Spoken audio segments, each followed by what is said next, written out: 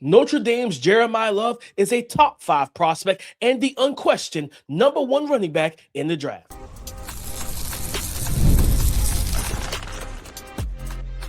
You are Locked On NFL Draft, your daily podcast covering the NFL Draft. Part of the Locked On Podcast Network, your team every day.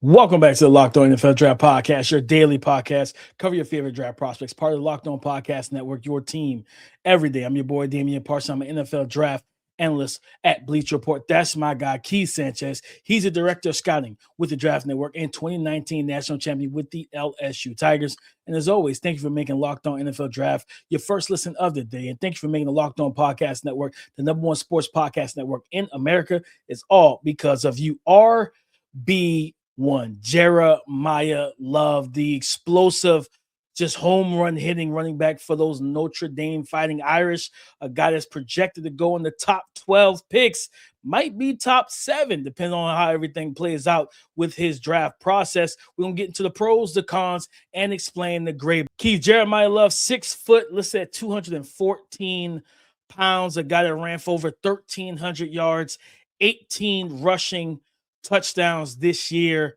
And just for context, guys, 433 carries in his career, 1 fumble. He's only fumbled the ball 1 time in over 430 carries over the last 2 years. He has 35 rushing touchdowns. So he's a home run hitter. He puts the ball in the paint. Keith, what is his A trait? What's his best trait? What's the thing that stood out to you when you watched Jeremiyah Love? Yeah, DP, I'm gonna bring up a phrase, what 3 letters, right, that people utilize, but I'm gonna utilize it in a different way on this show to describe Jeremiyah Love, and that's BPA. BPA historically has been what? Best player available. But for Jeremiyah Love, it's big playability.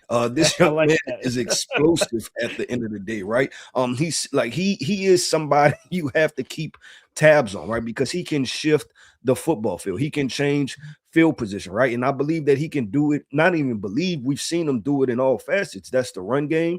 That's the passing game. And then there's also, I think, do it in special teams. Also, this guy is electric and he's explosive. He's straight line explosive that if you give him a crease, this guy, he can convert that 40, 50 yards as far as for a play, right? So I like I said, big playability, man. And the versatility with him, I think, is something that is not discussed enough through this part of the evaluation, right? I think some people are starting to hint at it a little bit, but I don't think it's discussed enough as far as how impactful that he can truly be as far as lining up at the slot wide receiver, being that jet motion guy. Like, he can be your starting running back and also your gadget guy.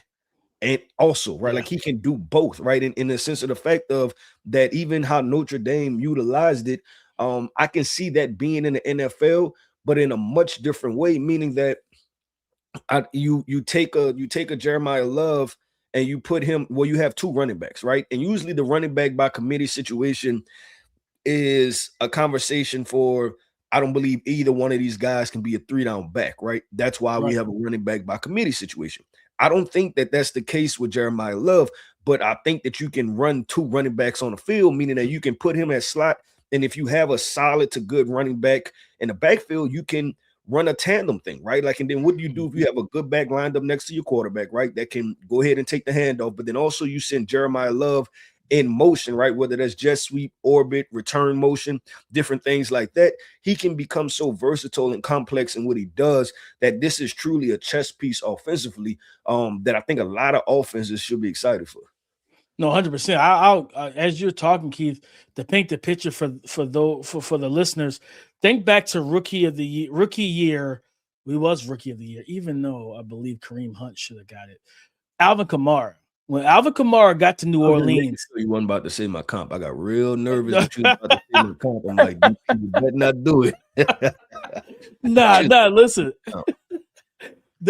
you go back to that rookie year. Kamara with the Saints, and you have Mark Ingram, and it's exactly what you're talking about. Mark Ingram would be back there and behind Drew Brees. You would get jet motion. You would get jet motion from Alvin Kamara, and they'll hand the ball off to him, and then they'll give you the fake motion off of that, hand the ball off to Mark Ingram, and it just drove defenses crazy. Then you get the screen game off of it. It just opened up that playbook for Sean Payton to just allow Alvin Kamara to be, well, like Sean Payton likes to call that joker for him. You know what I mean? And I think, to your point, Jeremiyah Love can do those exact same things. And that big playability, that burst, he's a patient runner. He's a little high cut at 6 foot. He's a patient runner, though. And you talking about those pin pull action, having a guard pulling, leading him through the opposite C gap. And I think it might have been the Pitt game. I think that's what happened on that touchdown run.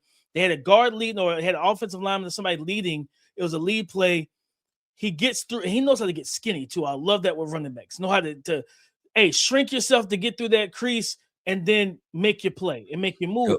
Gets through the first layer of the defense, get through the line of scrimmage, and follows that block. As soon as that peripheral vision, that linebacker triggering downhill, hits a spin move, and then straight out of the spin, 100 meter dash. Like he it's like the gun went off and he's at the Olympics, and you see that speed and that burst and acceleration. But I've been coming over here saying it for months, Keith.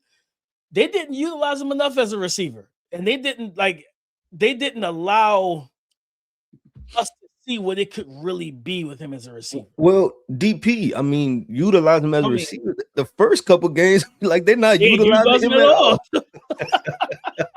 Like they're not. Yeah, that Miami game, I was sitting there, I was like, guys, I promise you, Ruben Bain would not be terrorizing CJ Carr if you just utilize Jeremiyah Love just a little bit more.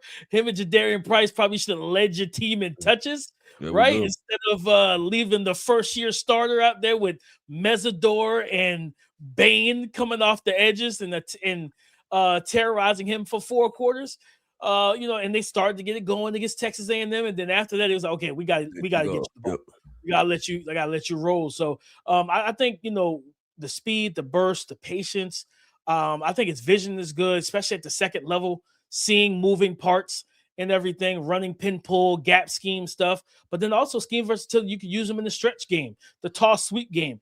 That's the type of guy, those old school, shout out to Les Miles, that, 48 toss pitch, like all that stuff he used to do at LSU that got him getting him fired because he didn't transition to what the way college football is now.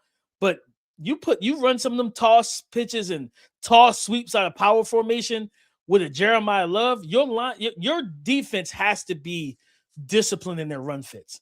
Yep. You get one guy out of their lane and they get that block, he's hitting the sideline and it's a wrap. And now you gotta hope that guys can, because honestly, I don't know if I've ever seen them get caught from behind. Once he hit top speed, like this is a guy that pulls away from defenses. Yeah, no, I'm with that, DP. I want to hit on one other thing too when it comes to his running style that's surprising, especially for a guy when you talk about, explosive, shifty, that type of thing. He absorbs contact well, right? Mm-hmm. And it's difficult to describe, where it's like the defenders don't bounce off of him. He kind of bounces off of the defenders, where he they hit him and then he almost like takes a gather step, like to kind of retrace, right? Absorb the contact. And then he starts going forward again, right? Like he does a really good job of just kind of absorbing it and then keep it and then continue to move upfield. And I think that that's very important when you're talking about running in between the tackles. And I think that combined with his shiftiness, because he, like when you look at him, you always talk about muscle bound, right? Like some of the runs that you see, he seems more straight line, right? Like he has that kind of like lower body tightness a little bit, but then there are times where he triggers explosive lateral cuts and you're like, okay, where did that come from, right? I think it was in the Miami game. He might have had a jump cut followed by a spin move and then broke a tackle, right? And it was just like, okay, all right. Yeah, he strings together movement patterns. It'll come out of nowhere too. So definitely very impressed with Jeremiyah Love. DP, let's do this, man. Let's talk about the cons, right? Because there are going to be some concerns. We're going to have the running back value conversation, right? Then we're going to have to talk about how good is he in the stratosphere of all the players. So let's talk about the concerns about Jeremiyah Love and then where to properly place it.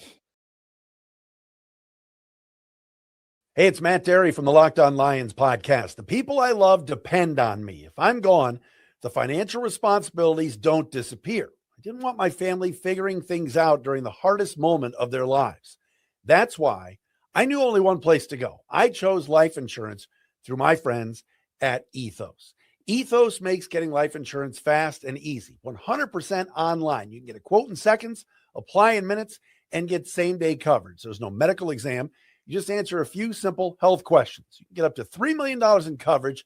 Some policies are as low as $30 a month. I love the folks at Ethos. Protect your family with life insurance from Ethos now by going to ethos.com/LockedOnNFL. In as little as 10 minutes, you can get the free quote and up to $3 million in coverage at ethos.com/LockedOnNFL. That is ethos.com/LockedOnNFL. Ethos.com/LockedOnNFL. Application times and rates may vary. Breaking down the concerns and discussing the concerns of RB1 Notre Dame's Jeremiyah Love. That's what we're getting into next. Thanks for being an everydayer with us. If you want the show ad-free, check out the Everydayer Club. Go to lockedonnfldraft.supercast.com to become a member. One of my biggest concerns with Jeremiyah is he's got some plays like Jaden Daniels when Jaden was at LSU. Like those, I think I know where you're going with this. Brother, protect yourself. Like these cartoon hurdles that you shouldn't be like, brother. Listen, sometimes you can do it, right? Like sometimes you can get that hurdle off and get over a guy. But his hurdles sometimes they are like poorly timed. Mm-hmm. And brother, I promise you're gonna take more damage getting hit midair than you are gonna get hit in the ground. Like he's got to protect himself and not make those kind of radical decisions when he's got the football. Like whether it's a runner, receiver, whatever. Like, listen, protect yourself, man. Like let's not jump over defenders. Simply put, protect yourself. Yeah, just protect yourself. Like crazy enough, even with him doing that, he only has one fumble in his career, which is crazy, right? Because he definitely I don't think I can't remember what game it was, but College Game Day was there, and they had him they had him mic'd up while he was on the field warming up, and they asked him about I guess something he was working on, and I think he mentioned I got to stop hurdling, and they was like, yeah, you got to stop doing that, like you know what I mean, and like you got to relax with that because he puts himself in some very precarious situations. Because in the NFL, these grown men, like they're not looking to play patty cake, like they're going to hit you. So if you give them a free shot in midair, they're gonna take it. So the same thing I told Jaden Daniels when he left LSU. Stop it, protect yourself, and let's make sure you have a long career because these hurdles got to go. You can't keep doing it. No, they have to. DP, tied into the hurdles and play style, I think my concern for him would be durability and not just the typical, he's a running back, he's going to phase out, right? Like I'm not saying that. What I'm saying is tied to this is the combine thing, right? Like how big is he, right? Like listed at 6 foot, 214 pounds.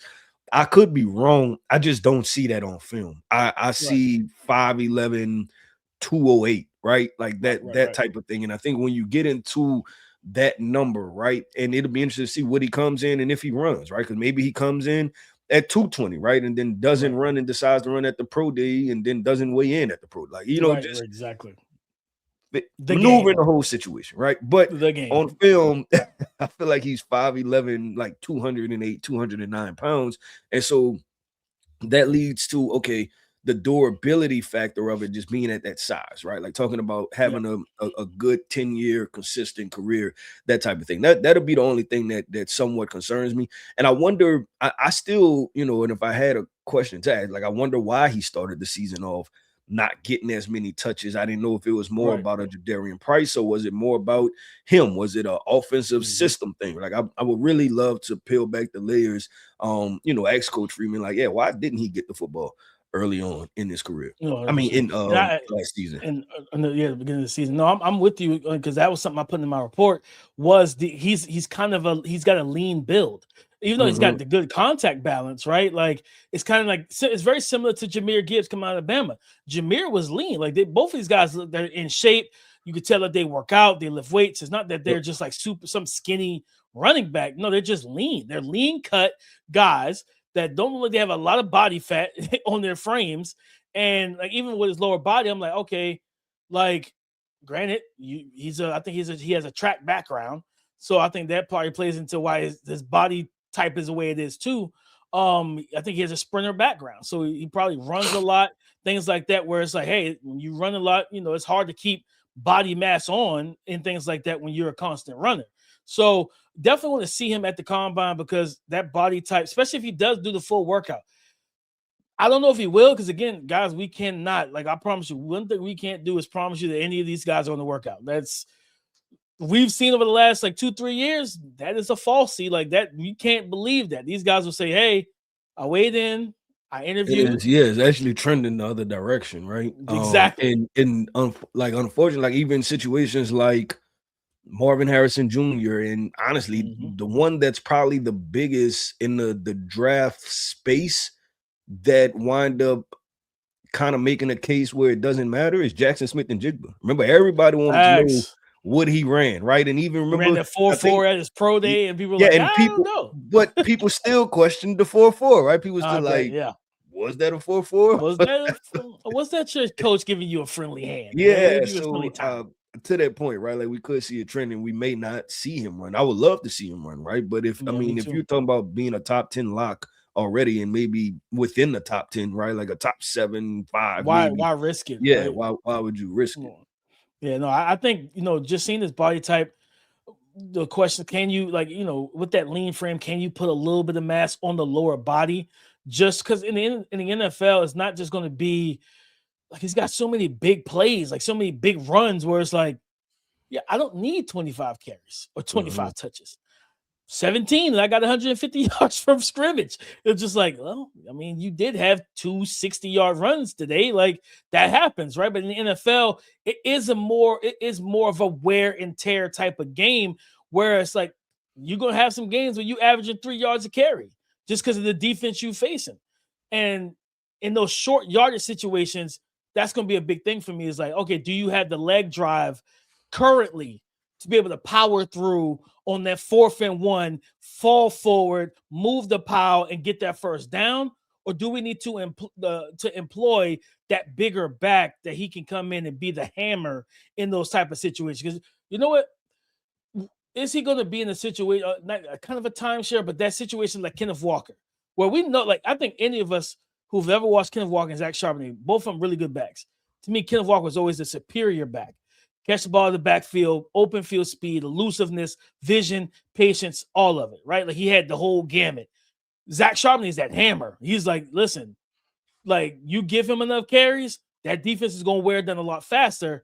I wonder in that situation, would that happen to a Jeremiyah Love where you say, we got a big back, but we need a lead guy, and we may not utilize you as much in short yards. We might lean to the bigger back to convert those situations. Now that's going to piss off the fantasy people because you're talking about 3rd and 1 at the goal line. They're bringing the 220 back, and it's just like, hey man, I started Jeremiyah today. He ain't got no touchdowns. Like he got 100 yards with no touchdowns. I need him to score. Like, well, we're trying to win a game, and this guy's got 2 touchdowns on the day. So I think that the body type and build is going to be paramount for him. Like just to kind of ease some trepidation from some scouts, from some coaches and GMs that look at him on film and have the same thoughts that we have. Like, you sure 214 is what he weighed in as? Like, you sure he's not 205? Like, because he's kind of built like that.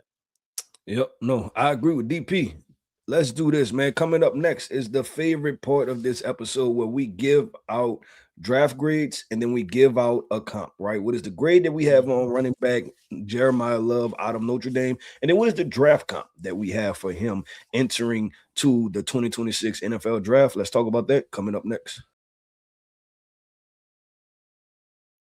Chaos, deadlines stacking up, inbox overflowing, and the one position you still have to fill is sitting open. When the pressure's on and you need the right hire, this is a job for sponsored jobs. Indeed, sponsored jobs help you reach the people who actually fit what you're looking for: skills, experience, location. So you're not just hoping the right candidate stumbles across your post. And here's a stat that says it all. In the minute I've been talking to you, companies like yours made 27 hires on Indeed, according to Indeed data worldwide. So if you're hiring, spend less time searching and more time interviewing candidates who check all of your boxes with Indeed sponsored jobs. And listeners of this show will get a $75 sponsored job credit to help get your job the premium status it deserves at Indeed.com/podcast. Just go to Indeed.com/podcast right now. Support the show by saying you heard about Indeed on this podcast. Indeed.com/podcast. Terms and conditions apply. Need it higher? That's a job for Indeed sponsored jobs. Today's episode is brought to you by FanDuel, America's #1 sportsbook. Ever wanted to experience the NBA Finals live and in person? Well, FanDuel is giving you the chance to turn your dreams into reality with their NBA sweepstakes. And here's how it works. Use your profit boost on any NBA future, and you'll automatically be entered for a shot to win an NBA Finals trip for two. That's right, flights, tickets, the whole experience. And if you're already looking at the board and thinking about which team can make a deep run, this is the perfect time to lock in. And now, not only can you pick cash, but it can also send you to the NBA Finals. Visit FanDuel.com to get started. Use your profit boost on any NBA future and get entered for your chance to win a trip to the NBA Finals. Again, use your profit boost on any NBA future and get entered for a chance to win a trip to the NBA Finals. Play your game with FanDuel, the official sports betting partner of the NBA. Thank you for making Locked On NFL Draft your first listen today and everyday shot for being our everydayers. Jeremiyah Love explaining the grades and giving you the NFL comps that you should look at and say, you know what, if he can be this guy, I'm good with you being on my team. Keith, what grade do you have for our RB1, Jeremiyah Love? Yep, I have him right at the same grade I have for Arvell Reason. That's what I said. Like I think they're going to be battling for tops in his class at an 87.5, meaning that consistent Pro Bowl caliber player. Do I in putting stuff in context, right? Do I like him more than Kenneth Walker? Yes, coming out of Notre Dame. Do I like him as much as I liked Bijan Robinson and Jahmyr Gibbs coming out of college? No, I don't have them ranked right in that tier. So somewhere in between Kenneth Walker and Bijan Robinson, Jahmyr Gibbs, as far as just recent drafts. DP, draft comp, and I was making sure that I like this situation, but I think this is going to actually transition well based off of what we talked about. I'm gonna go with Aaron Jones. The running back that was drafted by the Green Bay Packers, 2017, I believe. And now he's with the Minnesota Vikings. And they're comparable from a height weight perspective, but also running styles. Because let me do the height weight perspective thing first. Because Aaron Jones, I think a big knock on him coming out of college was the durability thing, right? Because he was, right around 210 pounds, depending on what day you catch him, he could be at 208, right? But he showed that he can be a workhorse back. He can be RB1 in the NFL offensive scheme. And then throughout his career, there were seasons, DP, where people argued or made the conversation was he a top 2 to 3 back in the entire NFL?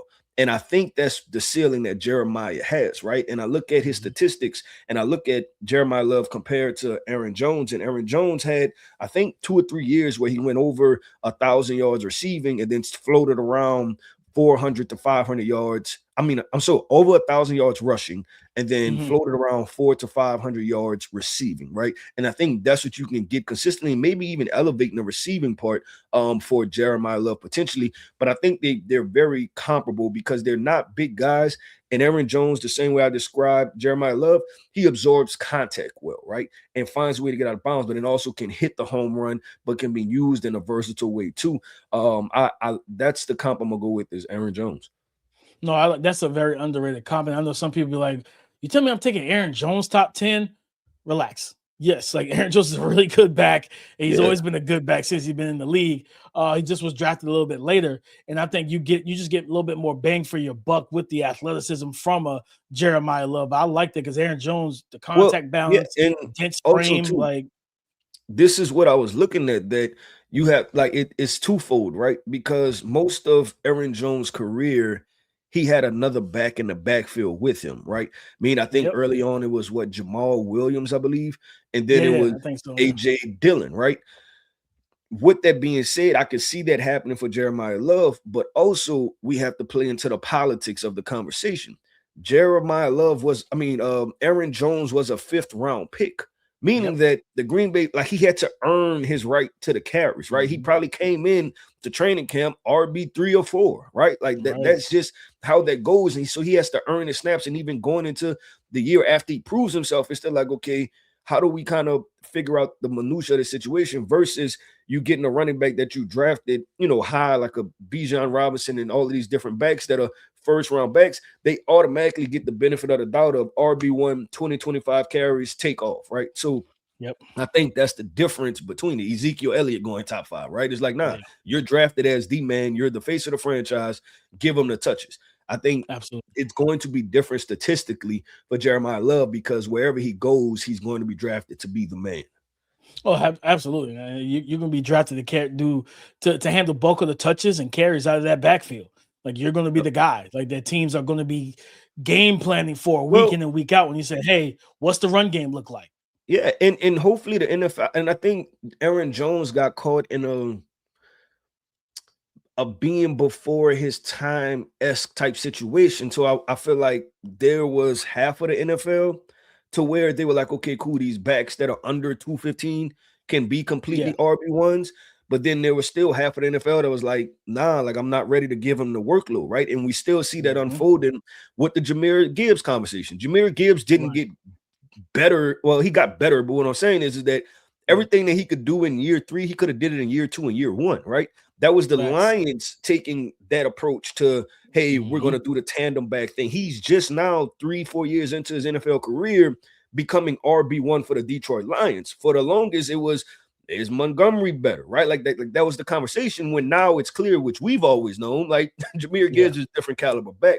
But I think that thought process affect Aaron Jones, and I think you can take it all the way back to the Reggie Bush conversation, right? It was like, okay, this guy, how do we utilize him? Deuce McAllister, right? Deuce McAllister be our power back. We'll let Reggie Bush. So there are different dynamics that goes into it overall when you're talking about the statistics part of it. But you can't deny that Aaron Jones has had a great impact in the NFL.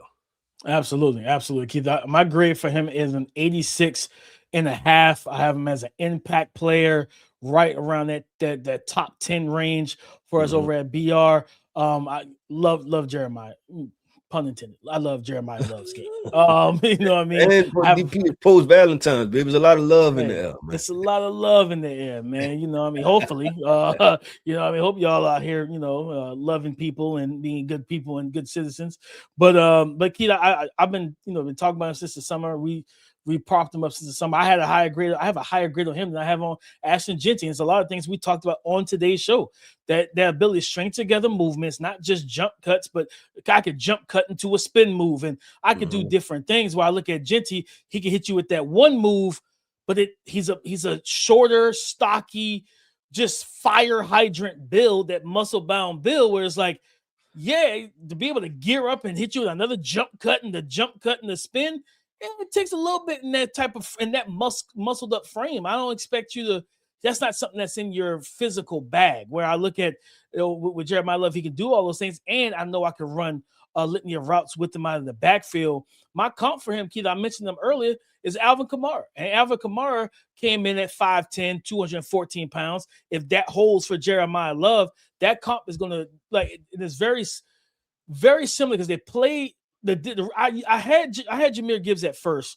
Then I realized he's bigger than Gibbs because Gibbs is like 5'9", 199 when he came into the league. I think Gibbs has put on some muscle now since he got into an NFL weight program. He's gotten a little bit stronger and everything for more contact balance. But Gibbs was a shorter, smaller back with that stop-start ability, and just the movement skills. Like that elite, like stop-start ability to make guys miss, elite elusiveness, all of that. When I look at the way Jeremiah plays and how he runs, it reminds me a lot of Alvin Kamara. Well-paced, patient. I'm literally slow to quick through. Like, once the lane is there, I'm 0 to 60. I'm that Ferrari. And DP, I like the comp. I want to get into this conversation real quick, right before we end. How many 1,000-yard rushing seasons do you think Alvin Kamara had? You know, it's weird because it feels like he's always been like he's always had another back with him. But Mhm. I will probably say if throughout his career, I'm gonna go on the low end. I'm gonna say 4. You ready for this? Per ESPN, so don't shoot the messenger. Per ESPN, and I didn't know this, and I live in New Orleans, DP. If Mhm. this is correct, right? It's per ESPN, Alvin Kamara, I pulled it up. Alvin Kamara has 0,000-yard rushing seasons. If I'm looking at this correctly, and you pull it up on your end also, What? from 2017 to 2025, he has 0. Where he makes his heyday, but this is to our point, DP. Like, Yeah. and I did that to make a point because talking about the Aaron Jones conversation too, because I think that people kind of, like you can put whatever you want to put into a box, right? Mhm. That he makes his impact catching the football, right? But also No, you're 100% right. He does not have a 1,000-yard rushing season at all. Closest he's got close twice. 900, yeah, I think 2020 and 900. 2024. Yep. Yep. But he also the receiving yards, right? Is big for Yeah. him. He has a 800-yard receiving season, two 700-yard receiving seasons, two 500-yard receiving seasons. But it's the impact of the player, right? Like being able to create Mhm. big plays, being a matchup, conversation. But he's also another back DP that's always had a running mate with him. So Mhm. I just don't, because when I threw out the Aaron Jones comp, I didn't want people to like, oh, the Aaron Jones no good. It's like, no, like when these Yeah. guys are splitting reps and things like that, like it's very difficult, right? Like I'm And more than his sure if you got it production early takes a on, hit. yeah, your production takes a hit. That doesn't mean what you're able to do offensively or what you're able to dictate from a game plan perspective, right? Because the Right. reason I brought that up is because when you think of the New Orleans Saints over the past 5 years outside of Drew Brees, you think of Alvin Kamara, right? Like, well, past 10 Mhm. years, you like, how do we stop Alvin He's Kamara, been the right? And franchise player. Him and Cam Jordan. yeah, 100%. And then when you look at it, you're like, wait, this guy hasn't even ran for 1,000. Like, He's it's got kind of 7,000 yards rushing and over 4,000 yards receiving receiving. in Yes. his career. He's got 61 rushing touchdowns, 25 receiving touchdowns. Yeah. He's got a very crazy career. Yeah. Like Alvin Kamara. But to the point, like you get that multifaceted play. And even Yep. though he's never had the 1,000-yard rushing, he's always been viewed as one of the top backs in the Tap league. running back. That's why I brought that up. It's like it's impact, right? It's how do you Yeah. impact the game and potentially impacting the game when you don't have the ball in your hands, right? Yeah. And that's why I wanted to make that point because I like both comps. I like Alvin Yeah. Kamara comp. I like the Aaron Jones comp. Like both Yeah. of those Yeah. are impactful Pro Bowl caliber running backs. He might be Yeah. just a combination of the both, to be completely honest. Like you Yep. might, and I'm just for the people to understand what we have in you think about the what do we call them? The 49ers and Brock Purdy. What makes it so hard to game plan for Brock Purdy is when Christian McCaffrey's in that backfield because you can't throw his Achilles heel at him, which is playing tight man-to-man coverage. Because who you got covering Christian McCaffrey? Not a linebacker, because Brock gonna slice that up all game long. That Texas route, boom. Christian McCaffrey about to walk out there with 10 catches, 150 yards, and 2 touchdowns. Like if you playing man all game, they forces you in the zone. Alvin Kamara has done that for so long in New Orleans, where you're like, we're gonna play man. Yeah, no, we're not, because we don't got the linebacker to cover that man. And if we do take if we bring an extra DB on the field, then they run the ball. Like, so a guy like Jeremiyah Love and that ability to be an impact player from scrimmage, that's what's so tantalizing and enticing about him. He's going to be an impact player for whatever team drafts him. Crazy enough, Keith, I know Saints fans. I was just on with Ross and the news, and everybody, but I think last Monday, it was. I think WWL. And, yeah, WWL. Shout out to them. And the crazy thing is, I know Saints fans want Jeremiyah Love. Well, Alvin Kamara says, I don't want to leave. I still draft Jeremiyah Love, and I have them both. And I say, Tyler Shuck, we coming out in deuce, and we're about to terrorize defenses because I can throw the ball to either one. I can hand it off to either one with a 6'5" athletic quarterback. Maybe I run a little triple option in the red zone. Just Tyler Shuck, pitch it, don't take the hit, get it out your hands. You know what I mean? We don't need you getting hurt. So I think that's going to be a very interesting thing because he can end up in New Orleans with the guy that I comped him to. Yep. I agree with that. With DP, that wraps up another episode, man, of the Locked On NFL Draft Podcast. I want to end this podcast off by saying shout out to our everydayers. Thank you for tapping in with us each and every single day. I am Keith Sanchez. You can find me on X at The Talent Code. That right there is my guy, my co-host, Mr. Damian Parson. You can find him on X at DP_NFL. And like we like to say, man, y'all come talk to us because we like to talk back. Go subscribe and follow for free on YouTube, wherever you listen to podcasts, to get the latest episode as soon as it is available. On tomorrow's show, guys, we're going to get into, I think we should probably, let's talk wide receiver, Keith. Let's get into a Jordan Tyson. Let's talk Jordan Tyson, that Arizona State wide receiver. Break down his tape. Is he truly wide receiver one? How much do the injury scares? What are the pros, the cons? We talk about all that on tomorrow's show. So come and join the conversation again tomorrow on the Locked On Podcast Network, your team every day.